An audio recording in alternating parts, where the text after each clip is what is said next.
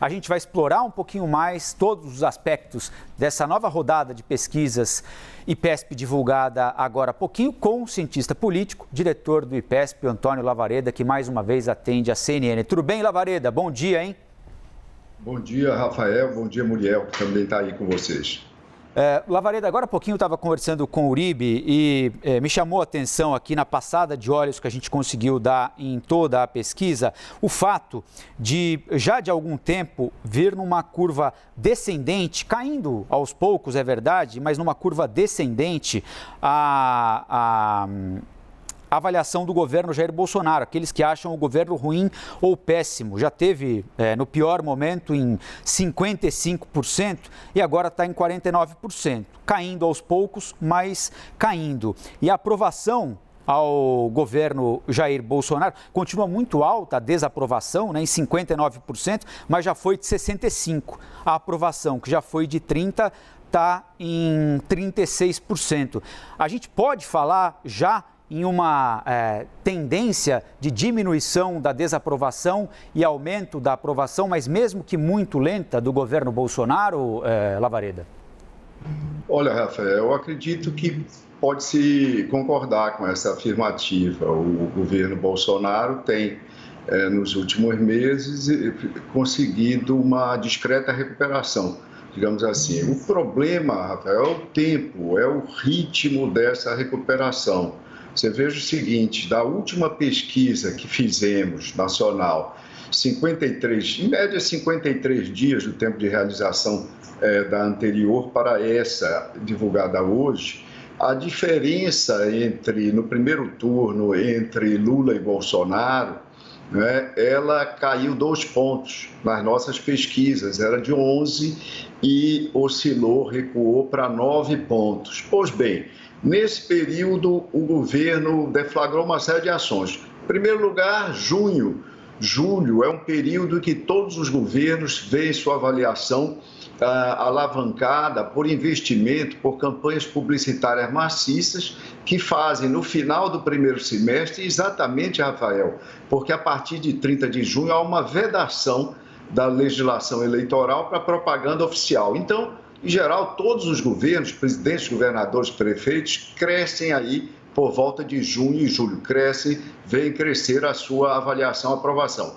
Então, o governo teve isso, o governo Bolsonaro, além da rodada de inaugurações e eventos públicos que também caracterizam, que também beneficiam os incumbentes. É a chamada, na literatura de ciência política, vantagem do incumbente. Pois bem, afora isso, o presidente Bolsonaro, teve uma ação exitosa no Congresso, com apoio do Centrão, obviamente, do presidente da Câmara, Arthur Lira, para a redução dos impostos, da carga de impostos sobre os combustíveis, então conseguindo efetivamente baixar o preço da gasolina, sobretudo.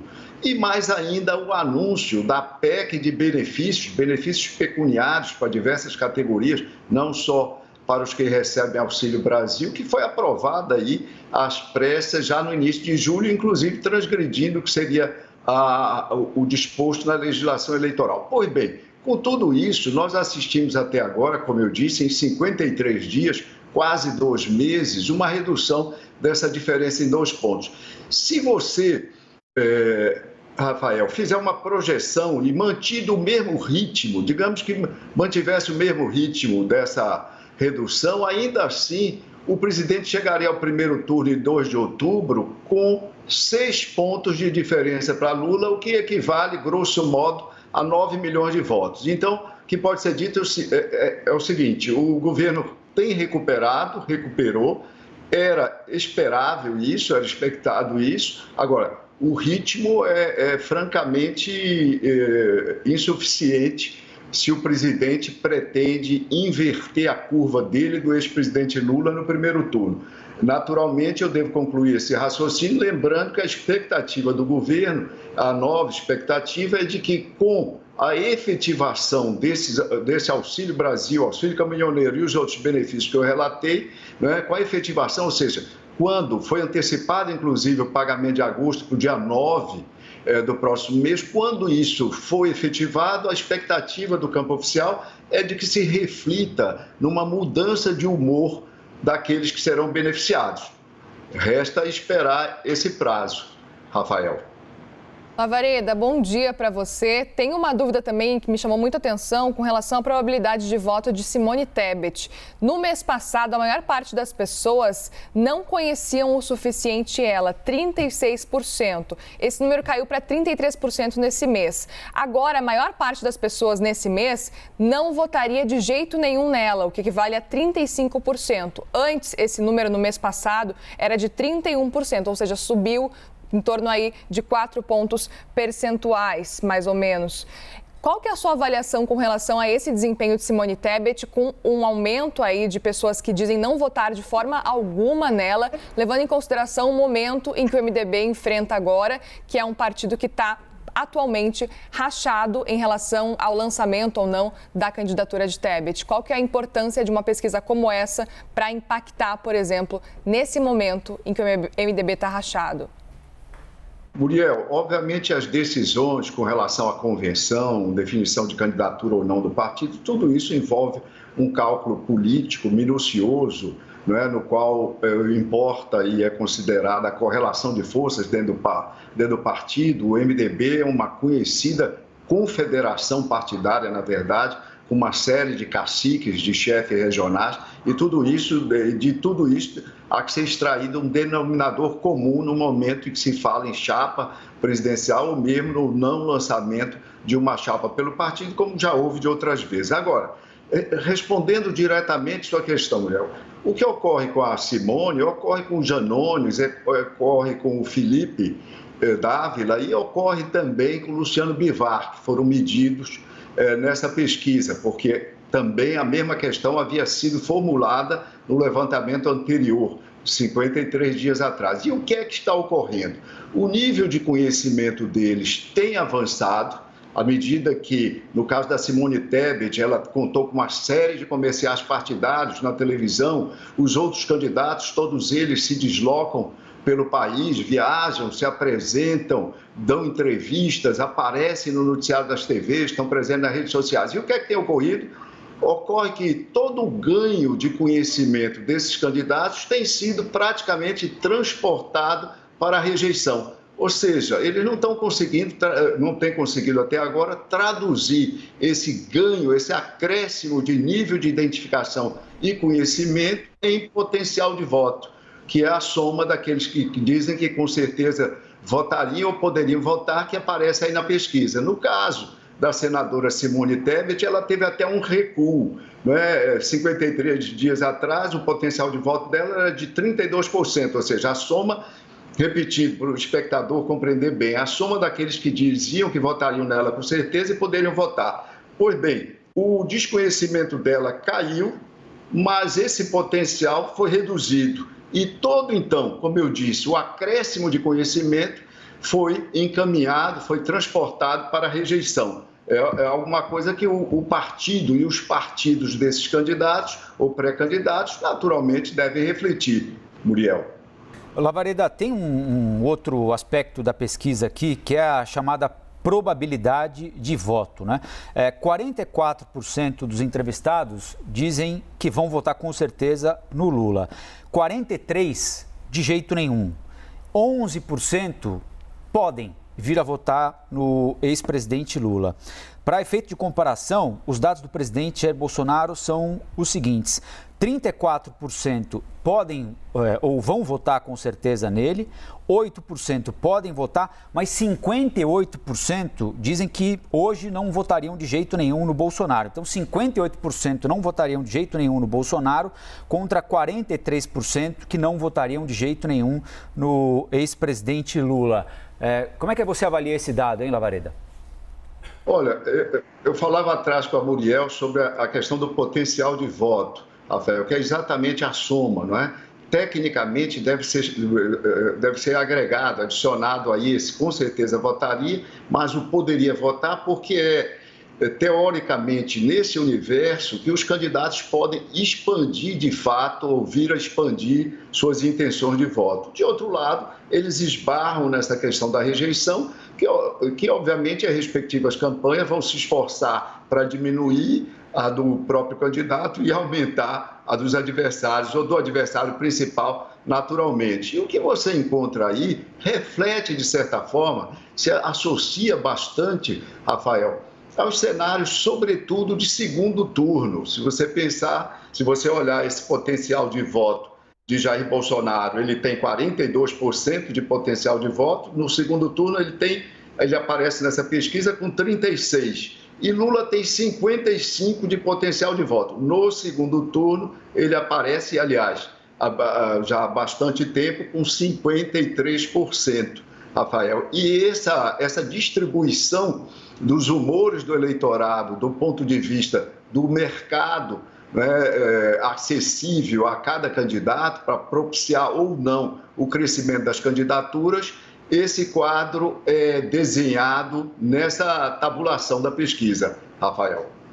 Lavareda, 50 dias atrás, mais ou menos, era aquele momento que a gasolina estava cara, o ex-ministro da Educação estava preso e o presidente Bolsonaro conseguiu manter dentro da margem de erro mais ou menos as intenções de voto, que na época foi considerado uma vitória para o governo. Agora já se sabe que o Auxílio Brasil vai pagar os R$600, tem auxílio para taxista, tem auxílio para caminhoneiro também. E, basicamente, não mudou muito a intenção de voto do presidente Bolsonaro de um mês para cá, mais de um mês, né? 50 dias, em torno de 50 dias. A tendência é de que, nas próximas pesquisas, quando o Auxílio Brasil cair no bolso dos brasileiros e esse auxílio caminhoneiro, taxista também for sentido, a tendência é de que isso mude, de que realmente a tendência é que quem vota no presidente Bolsonaro deve realmente aumentar essa porcentagem ou não necessariamente? Qual que é a sua avaliação? Olha, Muriel, é natural que boa parte da população, já tendo conhecimento do auxílio caminhoneiro, do aumento do Auxílio Brasil, R$200, do Vale Gás, etc., esses que vão ser beneficiados já tenham sido contagiados por um ânimo, digamos, positivo ou por uma leitura que favoreça mais o governo, a avaliação do governo, a avaliação do presidente, e essas duas variáveis, a avaliação de governo e intenção de voto, estão muito associadas. Foram, inclusive, precocemente associadas à medida que a campanha se iniciou muito cedo. Então, a aprovação de Bolsonaro é quase igual ao voto de Bolsonaro no segundo turno. A avaliação de Bolsonaro, aquele ótimo e bom, é praticamente igual à intenção de voto de Bolsonaro no primeiro turno. E essas intenções de voto, por sua vez, também estão muito próximas, o que é alguma coisa diferenciada nessa eleição com relação a um candidato especificamente. Lembrar que a distância entre Lula no primeiro turno e Lula no segundo turno, nos cenários, é uma distância de 9 pontos. Pois bem, esses eleitores que vão ser beneficiados, a maioria esmagadora deles já tomou conhecimento de que vai haver esse auxílio. Ainda assim, a expectativa do governo, e diga-se de passagem, é uma expectativa legítima, plausível, é de que haja um ganho do governo, das intenções de voto do presidente e da avaliação do seu governo, concomitantemente, à medida que essas pessoas colocarem no bolso, ou seja, receberem efetivamente, a partir do dia 9 de agosto, esses benefícios, esse auxílio. Isso pode ocorrer, provavelmente vai ocorrer, mas eu acredito que o impacto sobre as curvas, quer de avaliação, quer de intenção de voto do presidente, não vão ser tão expressivas a ponto de produzir uma inversão de posições entre o primeiro e o segundo colocado. Eu quero dizer que eu não atribuo a esse fator, eu estou chamando esse fator no singular, esses múltiplos auxílios, o incremento desses auxílios, eu não acredito que esse fator, por si somente, seja capaz de produzir essa inversão. Muriel, vai ser necessário campanha de qualidade na televisão, no rádio. Lembrar que televisão e rádio não são exatamente a praia preferida da propaganda do presidente. O presidente Bolsonaro se elegeu e ele atribui a sua eleição às redes sociais, onde, de fato, ele conta com o concurso do seu melhor marqueteiro, que é o vereador Carlos, do Rio de Janeiro. E televisão e rádio, nós precisamos esperar para ver qual é a qualidade desse material que vai ser apresentado a partir do início da propaganda, ali, 22 ou 23 de agosto, Muriel. Isso vai ser muito importante para ditar a sorte da curva quer de intenção de voto, quer de aprovação do presidente. Lavareda, o Gustavo Uribe quer te fazer uma pergunta também lá de Brasília. Oi, Uribe. Bom dia, professor. Professor, observando aqui a possibilidade de votos em Lula, você tem 11% do eleitorado, Rafael Colombo bem ressaltou, que podem votar em Luiz Inácio Lula da Silva.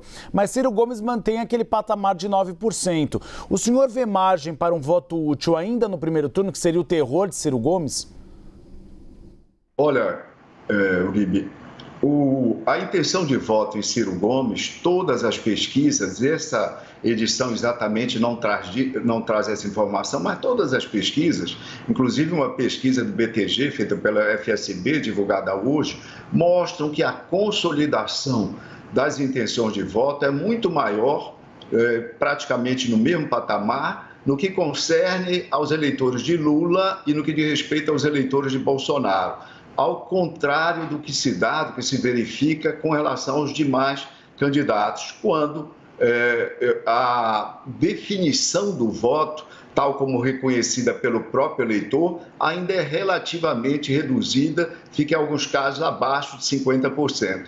Então, embora 9% dos eleitores digam que vão votar com certeza no Ciro Gomes, esses eleitores e essa certeza deve ser relativizada em termos de expectativa. As pessoas não sabem o que virá pela frente do ponto de vista das campanhas e esses fatos novos, que sentimentos vão produzir ou vão alterar nelas próprias, nos eleitores, e então essas atitudes podem ser modificadas até o momento de registrar o voto na urna. E eu sempre insisto na importância de nós discernirmos bem entre o que é atitude captada nas pesquisas e o que será o comportamento, Uribe, registrado nas urnas.